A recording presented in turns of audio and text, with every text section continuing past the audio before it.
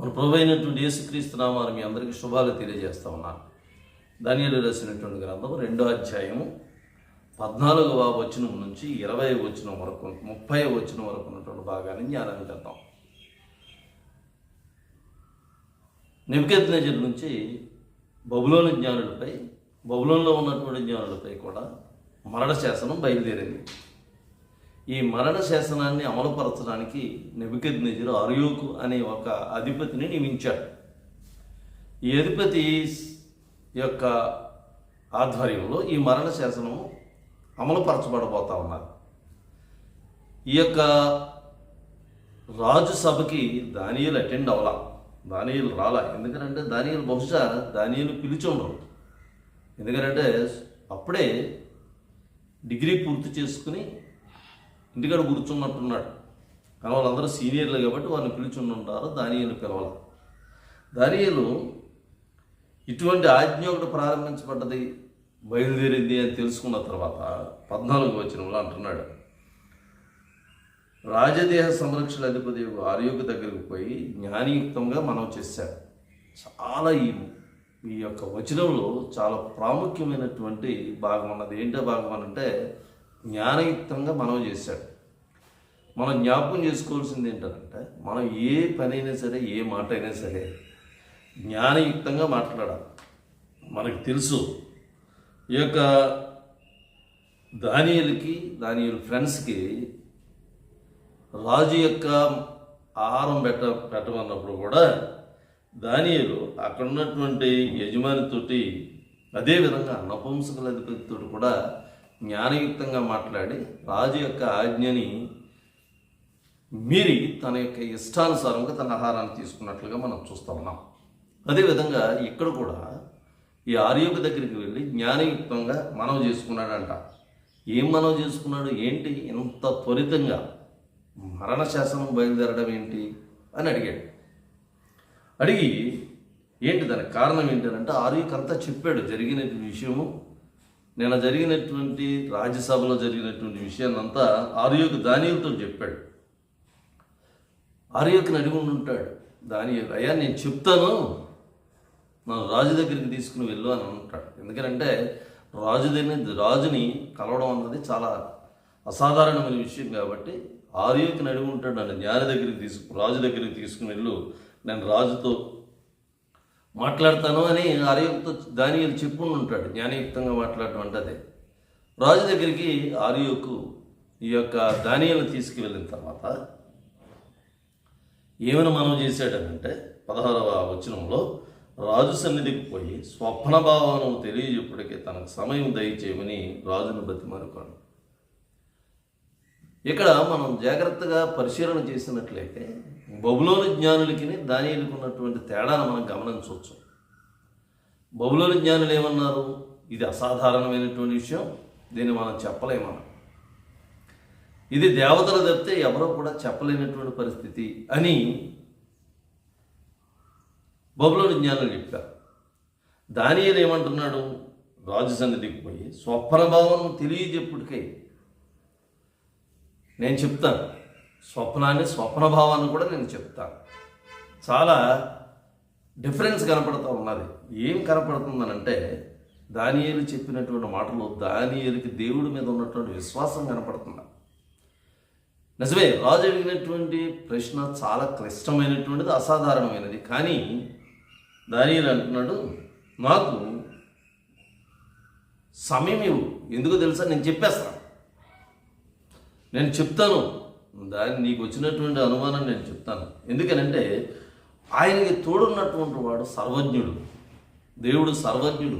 నేను దేవుడి దగ్గరికి వెళ్ళి నేను అడిగేయడానికి కావాల్సిన సమయం ఉన్నాడు. మనసులో ఉన్నటువంటి భావం, దానియేలుకు ఉన్నటువంటి మనసులో ఉన్నటువంటి ఆలోచన ఏమై ఉంటుంది అని అంటే, దేవునికి ప్రార్థన చేయడానికి సమయాన్ని అడిగాడు.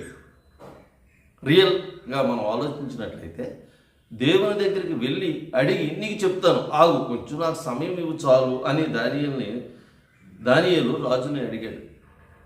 విశ్వాసంతో కూడుకున్నటువంటి మాట.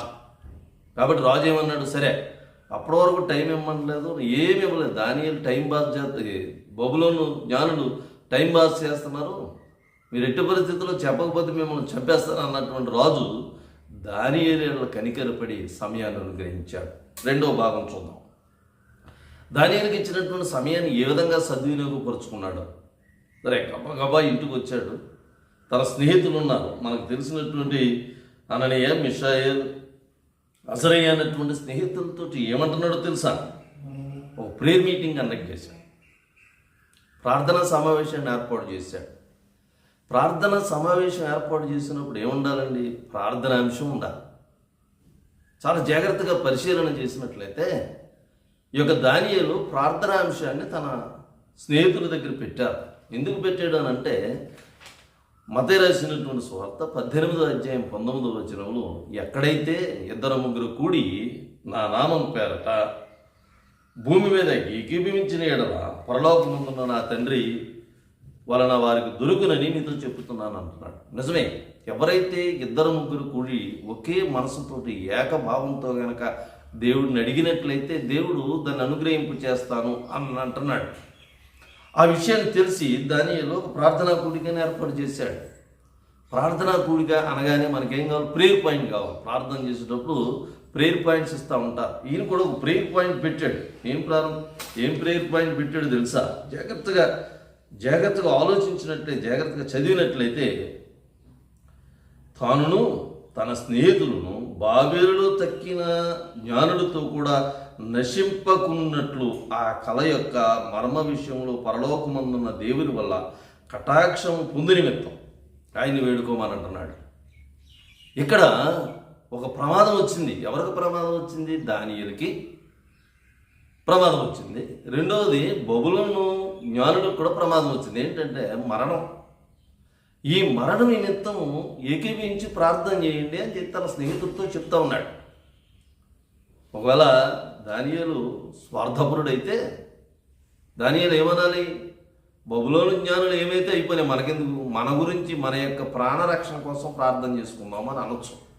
కానీ దానియేలు ప్రార్థనలో చాలా విశిష్టత ఉన్నది. ఏంటో విశిష్టత అని అంటే, తన కోసం కాదు, తన కోసం మాత్రమే కాదు, కానీ ఈ యొక్క బబులోన్లో ఉన్నటువంటి జ్ఞానులు, బబులోను ఒరిజినల్గా బబులోని యొక్క చెరలో ఉన్నారు వీళ్ళు.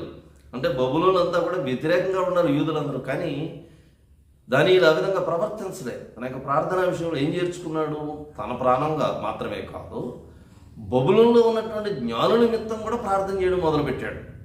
ప్రార్థన చేస్తే దేవుడు విన్నాడా? విన్నాడు ఖచ్చితంగా. మన ప్రార్థన అంశాలు ఏ విధంగా ఉన్నాయి? మనం కూడా ఈ రోజున ఈ విషయం నేర్చుకోవాలి. ఎప్పుడు మన కోసమే ప్రార్థన చేయడం, మన కోసమే జీవించడం, మన కోసమే అన్నది విడిచిపెట్టాలి. దాని గురించి మనం నేర్చుకోవాల్సిన విషయం ఏంటంటే, మనతో పాటు అనేక మంది నాశనానికి గురవుతూ ఉన్నారు. అనేక మందికి రక్షణ లేనటువంటి సందర్భాలు ఉన్నాయి. కాబట్టి మన కోసమే కాదు, కానీ లోకంలో ఉన్నటువంటి శత్రువులైనా సరే వారి కోసం మనం ప్రార్థించవలసిన వారంగా ఉన్నాం. దానియేలు అదే పని చేశాడు. ఆ పని చేస్తే దేవుడు ఆయన యొక్క ప్రార్థన అంగీకరించాడు. ఆయనకి రాత్రి దర్శనం కలిగింది. దర్శనం కలిగి ఆ దర్శనంలో మనకి రాజుకు వచ్చినటువంటి కళని దానియేలుకి తెలియజేసినట్లుగా మనం చూస్తూ ఉన్నాం. నిజమే, ఎప్పుడైతే దానియేలుకి ఆ దర్శనం కలిగింది, ఎందుకనంటే దేవుడు దర్శనాలతో మనం మాట్లాడుతూ ఉన్నాడు. సంఖ్యాకాండం 12వ అధ్యాయం 6వ వచనంలో, యెహోవాకు నేను దర్శనమిచ్చి అతడు నన్ను తెలుసుకున్నట్లుగా కలలో అతనితో మాట్లాడుతూ అన్నాడు. నిజమే, మనతో వాగ్దానం చేసినటువంటి దేవుడు నమ్మదగినటువంటి వాడు. ఇక్కడ మనకి ఏమైతే తెలియలేదో, మనకి ఏమైతే అవసరమో దేవుని సన్నిధిలో మాట్లాడినట్లయితే దేవుడు వాగ్దానం చేస్తున్నాడు. ఏమని అంటున్నాడు? నేను దర్శనమిచ్చి అతడు నన్ను తెలుసుకున్నట్లుగా అతనికి కలలో నేను మాట్లాడతాను అని చెప్తా ఉన్నాడు. అదేవిధంగా ద్వితీయోపదేశకాండం 29వ అధ్యాయం 29వ వచనంలో, రహస్యములు మన దేవుడిని యెహోవా వచ్చును. దేవుడి దగ్గర అంట రహస్యాలు ఉన్నాయి. ఏంటో రహస్యం? నీ నా గురించి రేపు ఏం జరుగుతుందో ఆ రహస్యం ఆయన దగ్గరే ఉంది. రహస్యాలు మనకి అన్నీ తెలుసని అనుకుంటున్నాం, కానీ ఒక గంట తర్వాత ఏం జరుగుతుందో మనకు తెలియదు, ఒక నిమిషం తర్వాత ఏం జరుగుతుందో మనకు తెలియదు. అందుకని అంటున్నాడు, రహస్యములు మన దేవుడైన యెహోవాకు చెందును. అయితే మనము ఆ ధర్మశాస్త్ర వాక్యములన్నిటిని అనుసరించి నడుచుకున్నట్లు బయలుపరచబడినవి అంటున్నాడు. మనం ఏ విధంగా నడుచుకోవాలి, ఏ విధంగా జీవించాలి అన్నవి ధర్మశాస్త్రం ముందు బయలుపరచబడ్డాయి. నిజమే, దేవుని వాక్యం మనతో మాట్లాడుతూ ఉన్నది. దేవుడు మనతో మాట్లాడుతూ ఉన్నాడు. దేవుని వాక్యం ద్వారా మనతో మాట్లాడుతూ ఉన్నాడు. ఆ రహస్యాలు ఆయన దగ్గర ఉన్నాడు. నిజమే, అంటే ఆయన కళ జరిగింది, ప్రార్థన చేశాడు. ప్రార్థన చేయగానే ప్రతిఫలం వచ్చింది. ప్రతిఫలం వచ్చేయగానే మనమైతే ప్రార్థన చేస్తాం. ప్రార్థన చేసిన వెంటనే ప్రతిఫలం వస్తుంది. ప్రతిఫలం వచ్చి రాగానే దేవుణ్ణి మర్చిపోతూ ఉంటాం. కానీ ఆనందకరమైన విషయం, మనం నేర్చుకోవాల్సిన విషయం ఏంటంటే మరలా స్తుతి ఆరాధన మొదలుపెట్టాడు దానియేలు తనకి కలిగినటువంటి అనుభవాన్ని బట్టి, ఆ రహస్యమైనటువంటి ఆ నెబుకద్నెజరు యొక్క కళ ఎప్పుడైతే తనకు తెలవబడదో ఏం చేశాడంట, స్తుతించడం మొదలుపెట్టాడు. 2:19 పరలోకమందున్న దేవునికి స్తుతించదను అని అనుకున్నాడు. లోకమందు ఉన్నటువంటి దేవుని స్తుతించదను, స్తుతి ఆరాధన ప్రారంభించాడు. దేవుడు మనకు కలిగినటువంటి అనేకమైన అద్భుతాలను బట్టి, మనకు కలిగినటువంటి మేలులను బట్టి దేవుణ్ణి స్తుతించాలి అని చెప్తున్నాడు. 15 రకాలుగా దేవుడు స్తుతించాడు. 15 రకాలుగా, 15 మార్గాలుగా, 15 విధాలుగా దేవుణ్ణి ఆయన స్తుతించినట్టుగా మనం చూస్తూ ఉంటున్నాం. ఏమంటున్నాడు తెలుసా? దేవుణ్ణి పొగుడుతూ ఉన్నాడు, దేవుణ్ణి ఆరాధిస్తూ ఉన్నాడు, గణపరుస్తూ ఉన్నాడు. నేను విడమరిచి చెప్పను కానీ ఒక్కొక్క మాటనే చదివి వినిపించాలని ఆశపడతా ఉన్నాను. అతడు ఏమన్నాడు? దేవుడు జ్ఞానం కలిగినటువంటి వాడు,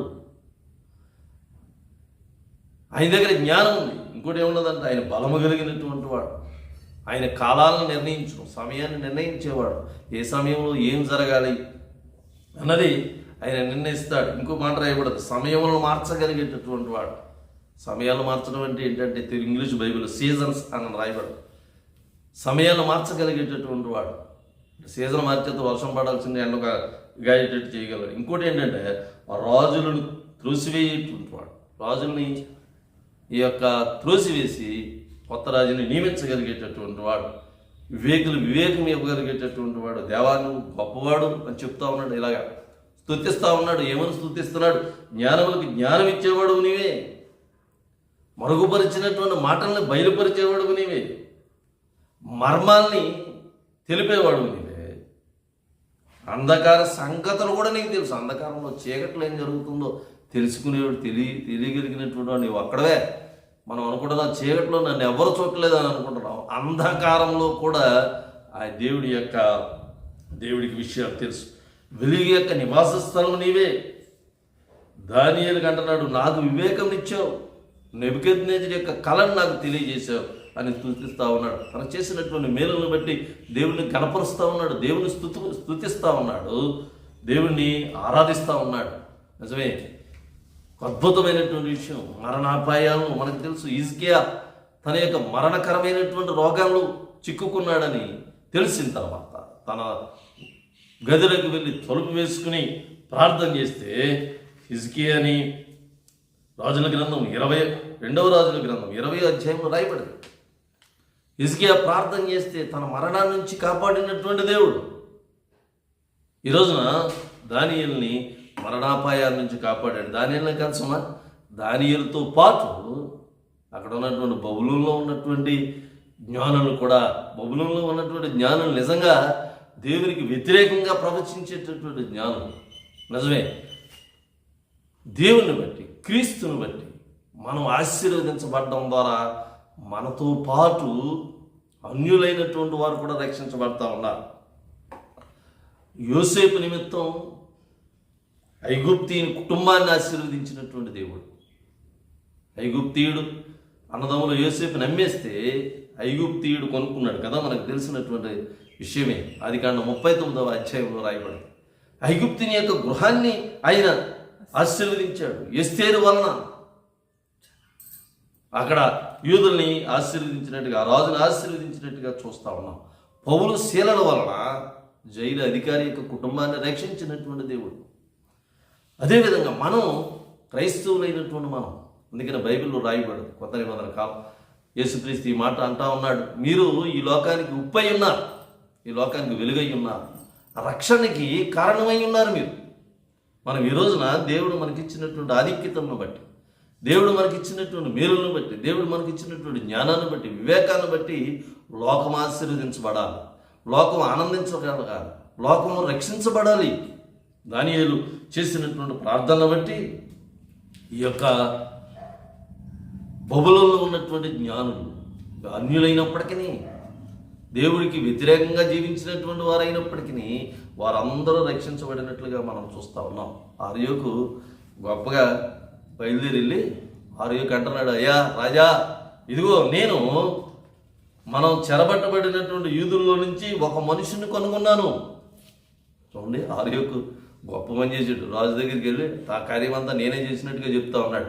ఎందుకంటే రాజు దగ్గర మార్కులు కొట్టేయాల, రాజు దగ్గర ఒక గొప్పతనాన్ని సమర్పించుకోవాలి. ఆర్యోకు చాలా గర్వంగా చెప్తున్నాడు, నేను కనుక్కున్నాను, నేనే పట్టుకున్నాను. అది నిజం కాదు కదా. దానియేలే ఆర్యోకు దగ్గరికి వెళ్ళాడు.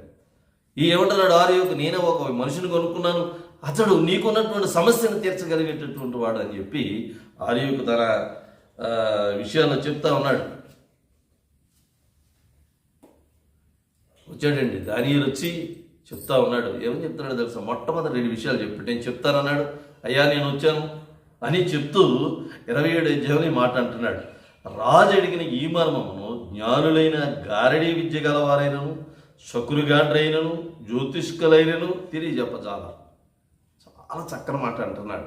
అయ్యా, నీకు నువ్వు అడిగినటువంటి ప్రశ్నకి, నువ్వు అడిగినటువంటి అనుమానానికి ఎవ్వరూ కూడా చెప్పలేరు. రాజుకి బోధ చేస్తూ ఉన్నాడు. నీవు నమ్ముకున్నటువంటి జ్ఞానంలో, నీవు నమ్ముకున్నటువంటి ఈ యొక్క జ్ఞానం నువ్వు అడిగినటువంటి ప్రశ్నకి జవాబు చెప్పలేదు. చాలాసార్లు మనం ఆలోచించాలి. మనకు కూడా వచ్చినటువంటి అనుమానాలని ఎవరు తీర్చగలుగుతారు అంటే ఈ లోకంలో ఉన్నటువంటి జ్ఞానం తీర్చలేదు. మనకున్నటువంటి ఆలోచనలకి జవాబు ఎవరు చెప్పగలుగుతారు? ఈ లోకం చెప్పలేదు. దానిలో అదే చెప్తున్నాడు, అయ్యా నువ్వు అడిగినటువంటి ప్రశ్నకి ఎవరో చెప్పలేరు జవాబు. ఎందుకంటే నువ్వు నమ్ముకున్నటువంటి జ్ఞానం వ్యర్థమైనటువంటి జ్ఞానం. నేను ఎవరి మీద ఆధారపడ్డాను? నేను చెప్పలేదు ఈ విషయం. నేను నా దేవుడు చెప్పినటువంటి విషయాన్ని నీకు చెప్పడానికి వచ్చాను. నాకు జ్ఞానం అనుగ్రహించినటువంటి పరలోకమందు ఉన్నటువంటి తండ్రి ద్వారా నాకు వచ్చినటువంటి ఈ జవాబు నీ దగ్గర చెప్పడానికి వచ్చాను అని చెప్తున్నాడు. చాలా ఆనందకరమైన విషయం. దానియేలు సువార్త ప్రకటిస్తూ ఉన్నాడు. దేవుని యొక్క గొప్పతనాన్ని, దేవుని యొక్క ఘనతని అన్యుడైనటువంటి రాజు ముందు నిలవబడి, నీ జ్ఞానం అనవసరం, నా తండ్రి నా దేవుడు ఇచ్చినటువంటి జ్ఞానం ప్రకారం ఈ కళని నీకు చెప్తున్నాను అని చెప్పి కళని చెప్పాడు. ఏమని చెప్పాడు తెలుసా? ఈ కళలో నీకేం కనపడది? బ్రహ్మాండమైనటువంటి ఒక ప్రతిమ కనపడదు. నేను ఈ కళ గురించి మళ్ళొచ్చే వీడియోలో నీ దగ్గర చెప్పాలని ఆశపడతా ఉన్నా.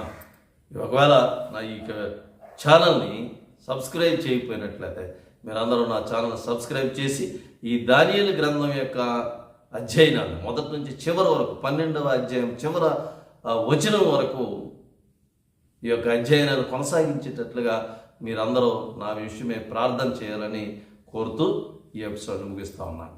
Thank you very much for watching this.